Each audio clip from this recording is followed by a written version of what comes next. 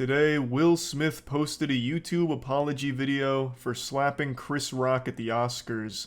And when I saw it, I had to scratch my head and wonder why. It happened so long ago. I was confused. Why is he apologizing now? I felt like Robin Williams coming out of Jumanji asking what year it was. And then I remembered that that happened this year. It was 4 months ago that Will Smith slapped Chris Rock's head clean off his shoulders at the Oscars. He turned an award ceremony into a public execution when he blasted Chris Rock to Valhalla, just banishing him to the Shadow Realm with a slap. Mm-hmm.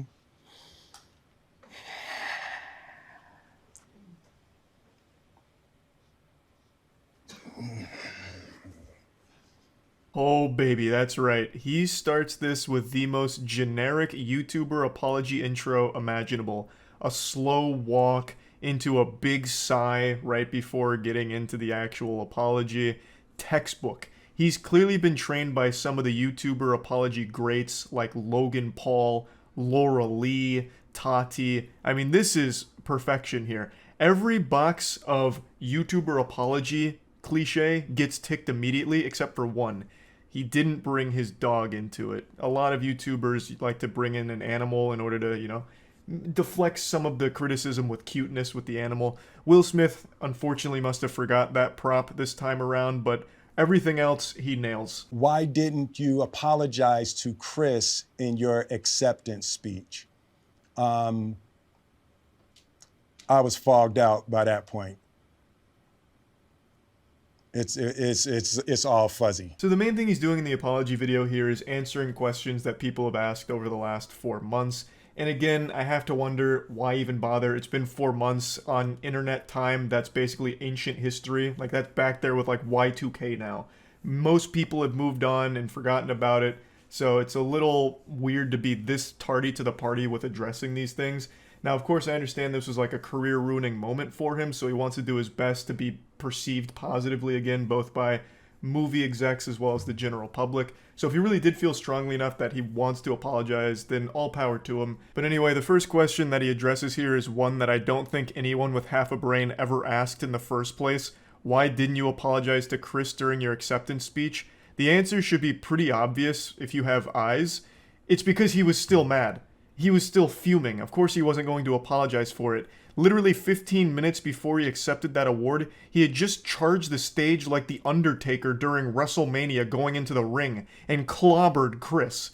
So of course he's not going to immediately fold and be like, man, sorry Chris, that was out of line. He was still upset. That's why he didn't apologize. I don't really understand his excuse of I was still, in a fog. It was all still fuzzy. Like, in the moment, that makes sense, but over the last 4 months, what, you've just been in a perpetual fog? You've been in, the upside down or something? Like, what do you mean? You've had 4 months if you wanted to publicly apologize to Chris, and you didn't.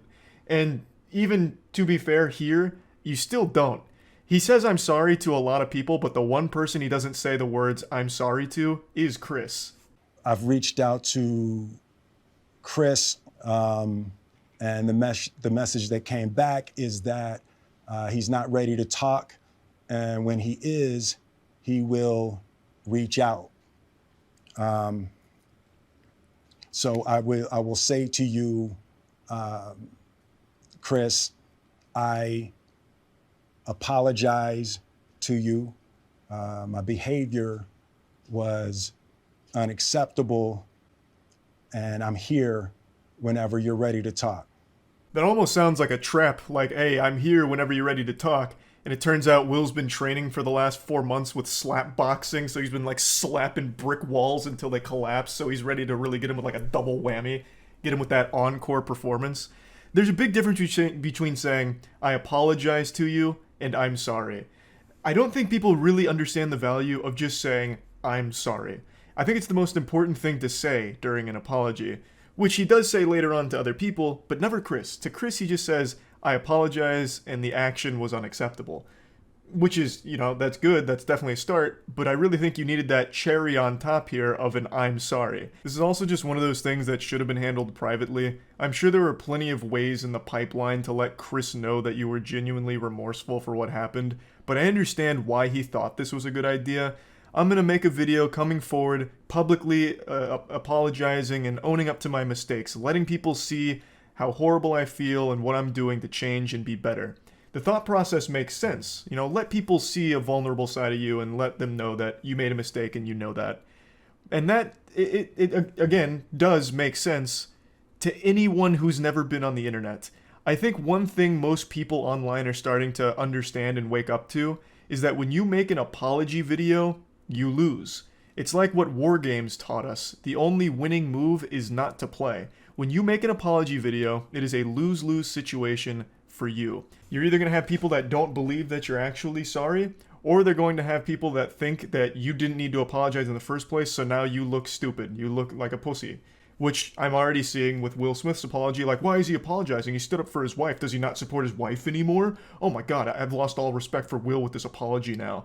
And then on the other side of that coin is, man, Will really needed to apologize, but this apology video was so dog shit, he missed the mark entirely. This is the worst apology video I've ever seen in my life. You just don't win with an apology. So again, this should have just been private. 3 months replaying and understanding the nuances and the complexities of what happened in that moment. You slap the shit out of a man. It's not that deep. Talking about it like it's the most complex situation of all time. Like this slap was somehow, you know, like a Cold War or something here. It was a simple act that affected a decent chunk of people. Chris, most notably, I would say, was physically affected by the slap, but Will's career was also hurt by it. Chris's family was probably pretty upset by it. Like, yes, of course, people were affected by it, but it's not like there needs to be like 4 months spent of just digesting this giant web that all spawned from a slap. Because, again, at the end of the day, it's really not that deep. After Jada rolled her eyes, did she tell you to do something? No. It's like, you know, I made a choice on my own, from my own experiences, from my history with Chris. Jada had nothing to do with it.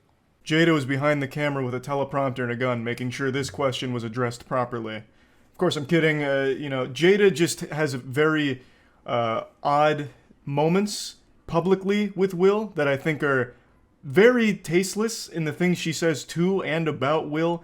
And it's the reason why a lot of people felt like she may have contributed to this overreaction from Will. You know, her rolling her eyes and then just having all of that context with the things she has said publicly about and to Will just made people wonder whether or not she was somehow involved in that decision from Will. But he's clearing the air here, saying that it was just him doing it. And you know what? I'll take his word for it. I think this was just an impulsive decision here. I don't think Jada had some kind of device that she can control Will's brain like something out of Dexter's lab. I really think he just completely overreacted and went fucking berserk here for some reason.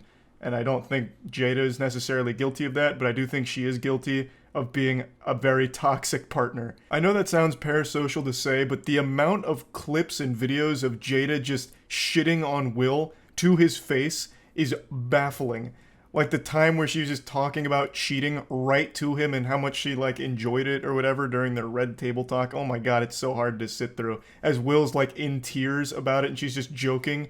Oh man, it's fucking brutal. And so now Will looks like a cuck. I mean, I'm just not a big Jada fan. I'll say it. I don't think she's that nice.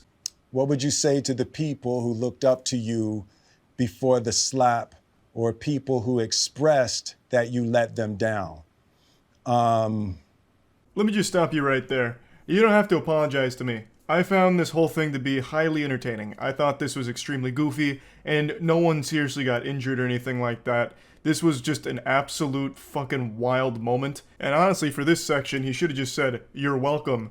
You know, to the journalist that wouldn't stop fucking writing about it, like a million articles all going deep into it for no fucking reason, talking about how this is setting a bad precedent and how in the next Oscars, all of a sudden people might be showing up there with battle axes to attack their critics, how journalists are no longer safe, you know, this and that. Like, he honestly should have just said, "You're welcome," for the 2 weeks of just articles and videos about it. Now, of course, there were super fans of Will that were disappointed to see this, and I think it's cute that he said that he was sorry for it and letting them down. He apologized to Chris's family, his family for the negative backlash they've faced. He apologized to pretty much everyone that was directly impacted by it. And now in this section, he's talking about how horrible he feels when he doesn't live up to people's image of him.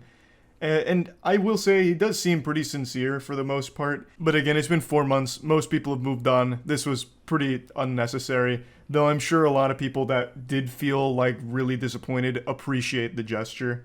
Disappointing people is my central trauma. I hate when I let people down. It hurts me psychologically and emotionally to know I didn't live up to people's image and impression of me. Deeply remorseful. And I'm trying to be remorseful without being ashamed of myself, right? I'm human. And I made a mistake. But yeah, he finishes it off by saying that he is remorseful and he's, working on being better. And if you stick with him, you can all be friends again. And that's basically where it concludes. Overall, I don't think it's like the worst apology ever, especially in the tier list of YouTuber apologies. I think this one was one of the more sincere ones, at least from everything I've seen from it. Unless I've been deceived by his great acting, I couldn't tell you. But this is just one of those situations that is so wild to me. Why do this 4 months later? If he had done this like a day, 2 days, even a week after this happened, I think the reception to it would have been much better than it currently is. Yes, it still has, I think, a pretty positive reception overall from like his actual like dedicated fans. But the general consensus I'm seeing here is, why is he doing this? This seems very fake to do it now. It's way too late. We've all moved on, this and that. So again, you don't really win with an apology video, but if he'd at least made like a statement like this, a big statement like this, right after it happened, I think he would have been in a much better position now than he is currently, if that makes sense. But anyway, I just wanted to talk about this since the slap is the gift that just keeps on giving. Somehow, there is still developments with that whole story that keep happening. Anyway, that's about it. See ya.